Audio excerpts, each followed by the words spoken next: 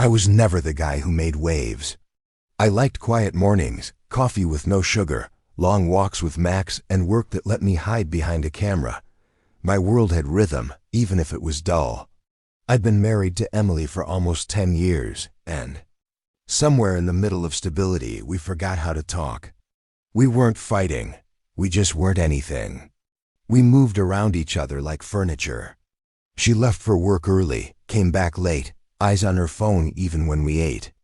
I stopped trying to ask about her day when I realized she stopped asking about mine. Max became my only regular conversation. Loyal, always there, always watching with those brown eyes like he understood more than he let on. Emily's job came first. I didn't resent it, not at first. She worked hard, made good money. I respected that.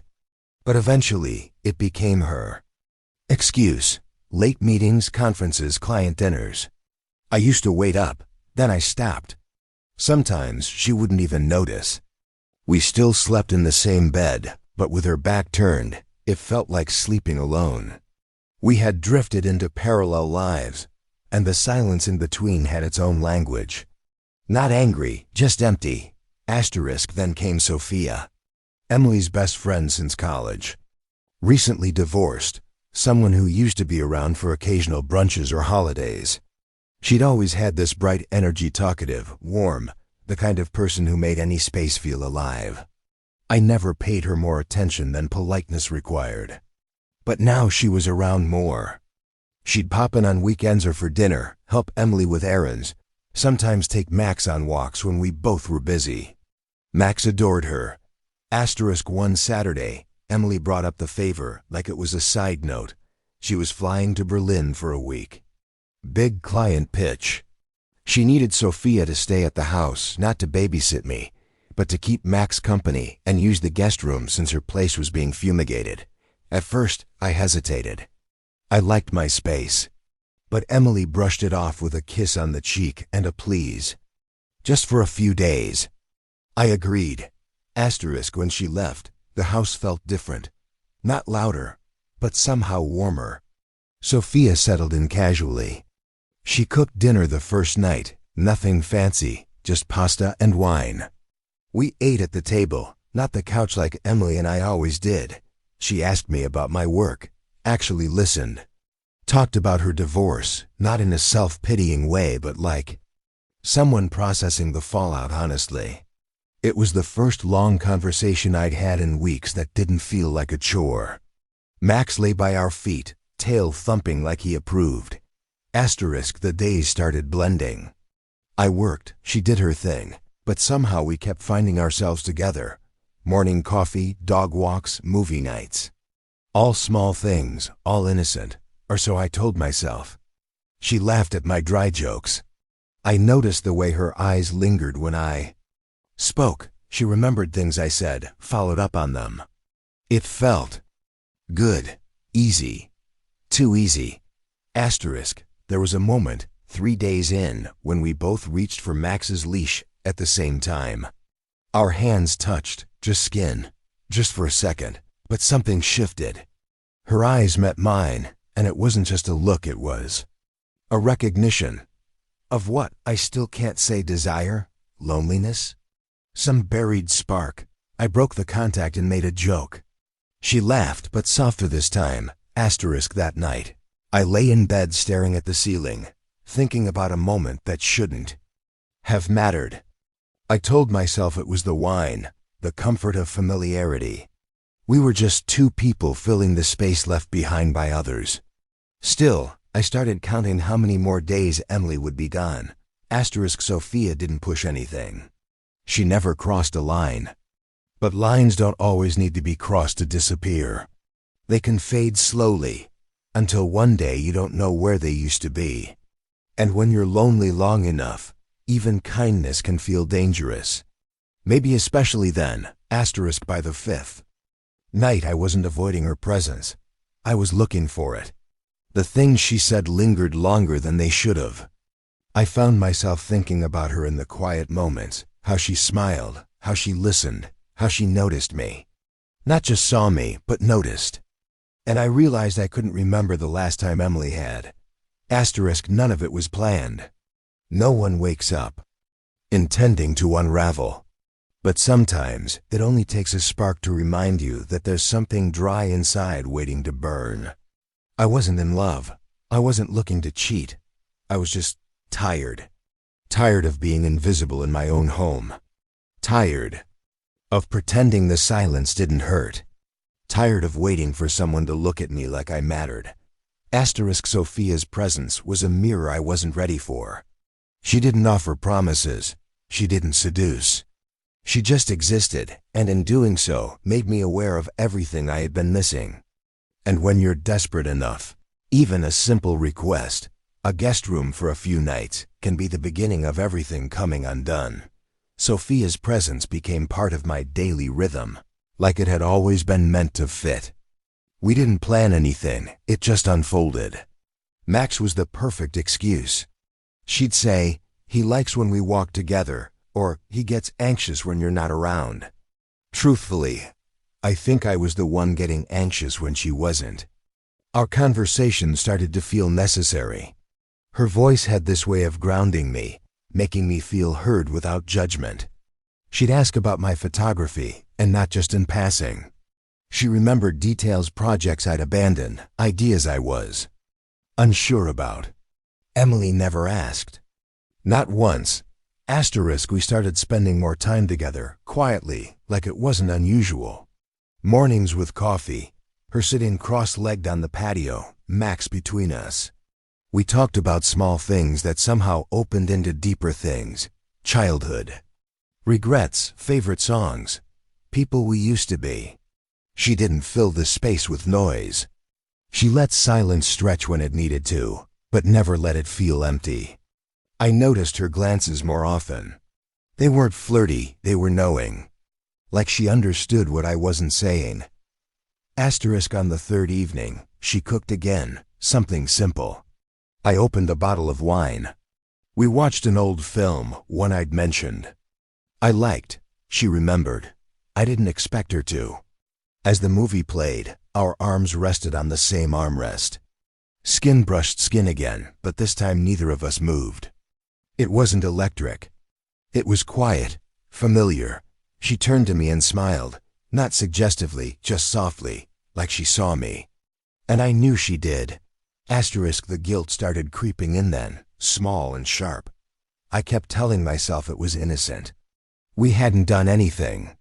No lines crossed. But I couldn't shake the feeling that I was waiting for something to happen, and that I wouldn't stop it if it did. I thought about Emily, about how she never called to check in, never asked how things were going. She texted once, "Hope Max is behaving," that was it. Meanwhile, Sophia asked me about dreams I'd forgotten I had. Asterisk, that night, Sophia cried. I found her outside with Max, sitting on the steps.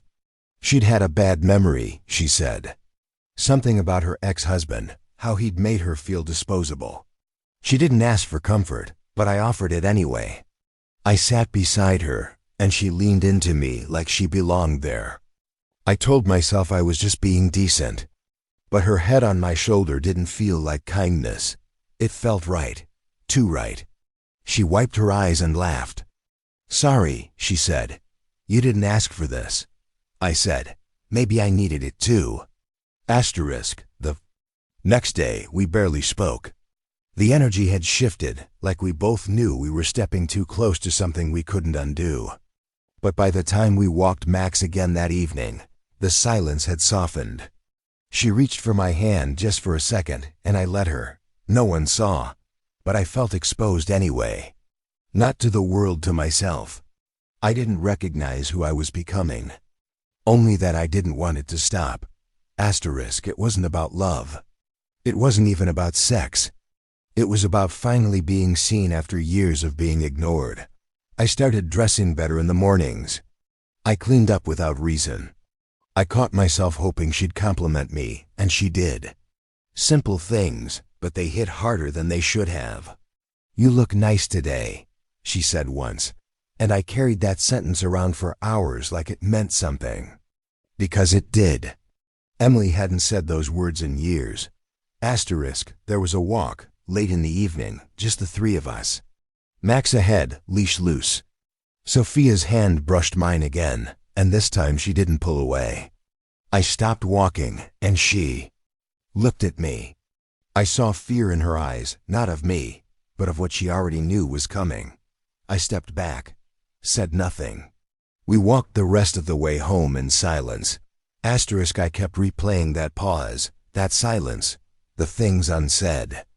And with every loop, the barrier between right and wrong thinned. It's strange how quickly guilt adapts. How fast it learns to justify itself when loneliness feeds it. I wasn't unhappy with Emily because of Sophia. I was unhappy long before. Sophia just reminded me what it felt like to not be.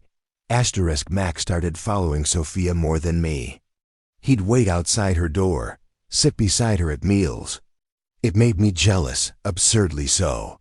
But it was another sign of the shift I couldn't ignore. Even the dog knew something had changed. And yet, nothing had happened. At least nothing that could be named. That was the most dangerous part. The denial, the plausible deniability. The kind that allows betrayal to crawl in through a cracked window while the door stays shut.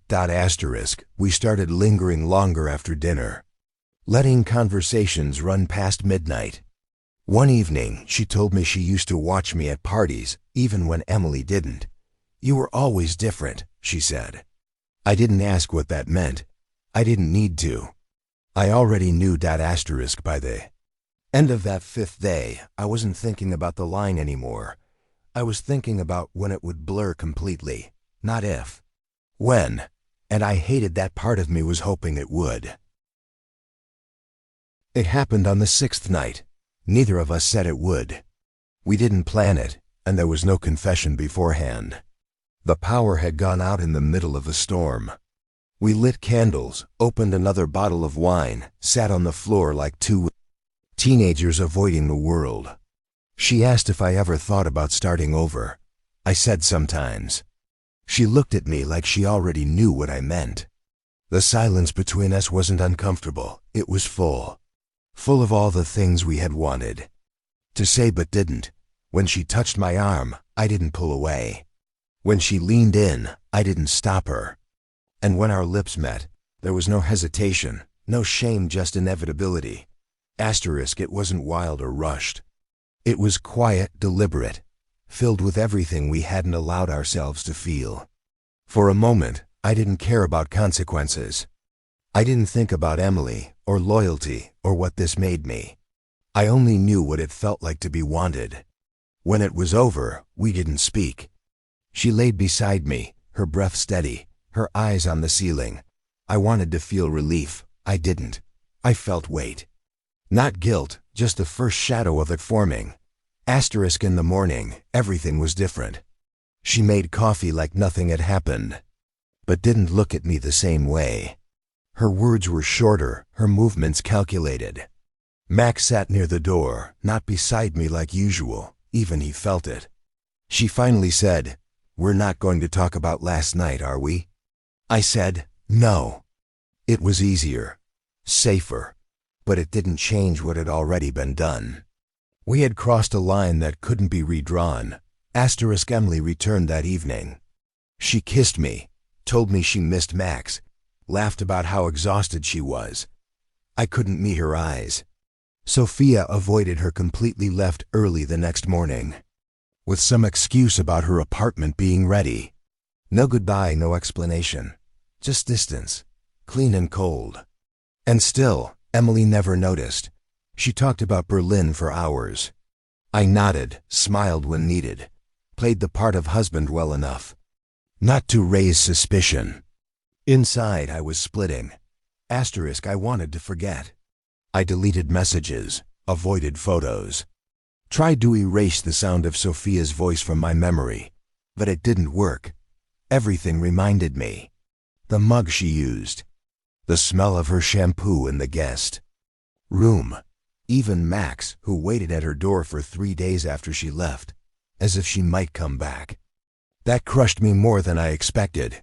He had known. Somehow he had known before I admitted it to myself.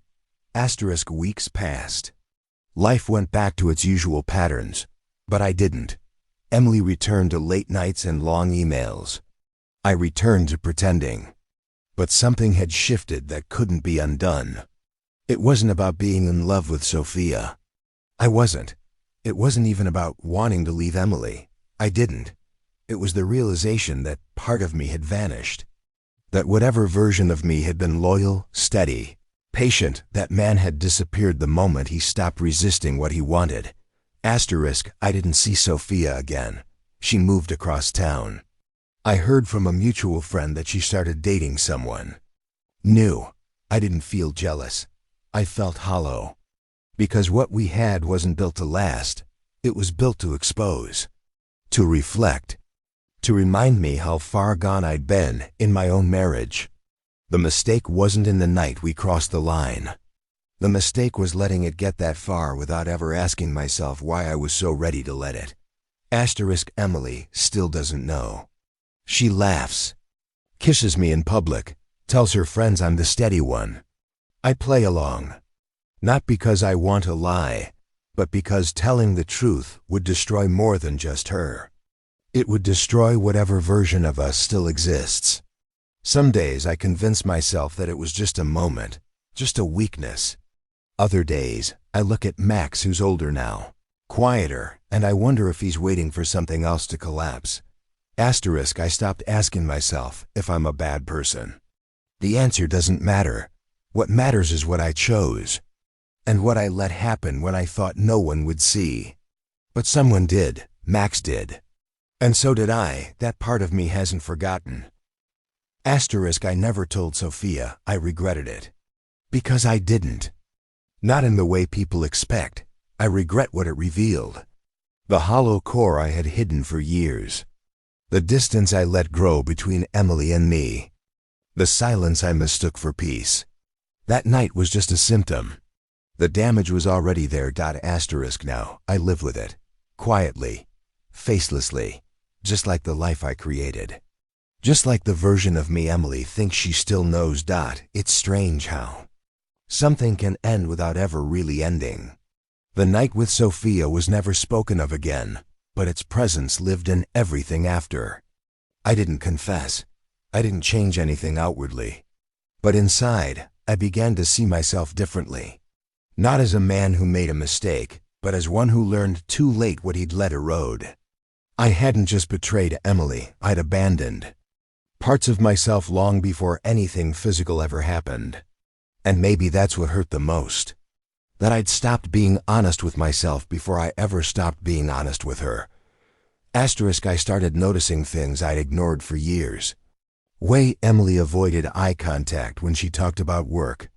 How she rarely laughed anymore. The way she always looked tired, even when she claimed she wasn't. I wondered if she felt the same way I did, numb but functional, partnered but not connected.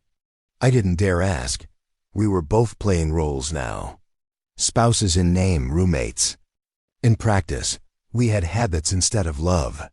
Routines instead of passion. And neither of us was willing to call it what it was. I considered leaving. More than once. I even looked at apartments once when Emily was traveling again. But I never followed through. Not because I was afraid of starting over, but because I wasn't sure I deserved to. How could I ask for a fresh start when I'd already let something rot in silence? It felt like a punishment. I chose to stay, to live in the house where it happened, to smile at the woman I had failed, to pet the dog that watched it all unfold without judgment. Max stayed by my side through it all. His loyalty never wavered. Some nights when Emily was asleep, he'd rest his head on my knee and just stare. No expectations, no questions, just presence. I envied that. That ability to just be without complicating everything with shame and memory. He was the only one who saw both sides of me and still stayed. Sophia never reached out. I didn't either. We didn't block each other. We didn't delete history. We just let it sit. A dormant truth. Unspoken and unfinished.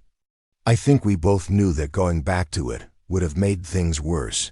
It wasn't sustainable. It wasn't love. It was a mirror we both needed for a moment. A reminder that we weren't invisible, even if we had become invisible to the people closest to us. Eventually, Emily started asking questions not about Sophia, but about us. Subtle ones. Are you happy? Or, do you ever miss how things used to be? I gave safe answers. I told her I was just tired, that life had been heavy lately. She nodded like she understood. Maybe she did. Maybe she had her own versions of Sophia, ones she never acted on. Maybe we were both living in parallel betrayals we chose not to name. I never told her the truth. Not because I feared her anger, but because I feared what it would do to her self-worth.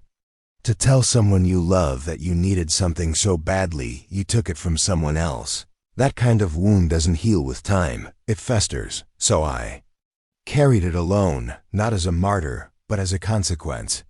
A decision I made that I had no right to offload onto someone else. Time moved on, as it does. We aged, we found ways to coexist. The passion never returned, but neither did the bitterness. We became something like peace. Not joy, not love, but acceptance. And sometimes that's enough. Or it has to be. Every so often, I think about that week, not with longing, but with clarity. It wasn't a fantasy. It wasn't even romantic. It was raw, honest, brief. I don't romanticize it because I know what it cost. Not in fights or tears or divorce papers, but in the quiet shame of knowing I didn't live up to who I wanted to be. I see other couples in restaurants, some laughing, some silent like we were. I wonder how many of them are carrying stories like mine. Stories that never leave scars on the surface, but change everything underneath. You learn that love isn't always lost in arguments. Sometimes it's lost in the space between dinner conversations, in the habits you stop questioning, in the nights you go to bed without a word. Now, I just try to show up better. For Emily, for Max, for the man I still want to become. I know I can't erase what I did, but I can let it remind me that being unseen is not an excuse to vanish. That connection takes effort. That betrayal starts in silence. And that sometimes the most painful truths are the ones you live with quietly, long after the moment has passed. We never spoke of Sophia again. But I remember everything. Not because I want to, but because that's what happens when a line is crossed. The memory doesn't fade. It just becomes part of you. A quiet weight you carry forward, step by step, hoping one day it stops pulling you back.